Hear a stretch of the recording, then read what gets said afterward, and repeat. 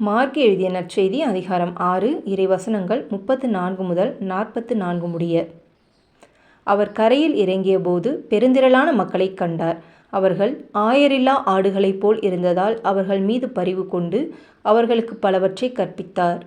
இதற்குள் நெடுநேரமாகிவிடவே சீடர் அவரிடம் வந்து, இவ்விடம் பாலைநிலம் ஆயிற்றே, ஏற்கனவே நெடுநேரம் ஆகிவிட்டது.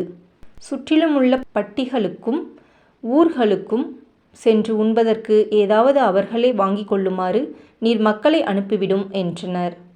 அவர் அவர்களிடம், நீங்களே அவர்களுக்கு உணவு கொடுங்கள் என்று பதிலளித்தார். அவர்கள், நாங்கள் போய் 200 தெனாரியத்திற்கு அப்பம் வாங்கி இவர்களுக்கு உண்ணக் கொடுக்க வேண்டும் என்கிறீரா என்று கேட்டார்கள். அப்பொழுது அவர், உங்களிடம் எத்தனை அப்பங்கள் இருக்கின்றன, போய் பாருங்கள் என்று கூற, அவர்களும் பார்த்துவிட்டு 5 அப்பங்களும் 2 மீன்களும் உள்ளன என்றார்கள். அவர் எல்லாரையும் பசும்புல் தரையில் அமர செய்யும்படி சீடர்களை பணித்தார்.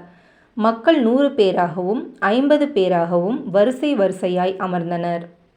அவர் அந்த 5 அப்பங்களையும் 2 மீன்களையும் எடுத்து வானத்தை அண்ணாந்து பார்த்து கடவுளை போற்றி அப்பங்களை பிட்டு அவர்களுக்கு பரிமாறுவதற்காக தம் சீடரிடம் கொடுத்தார்.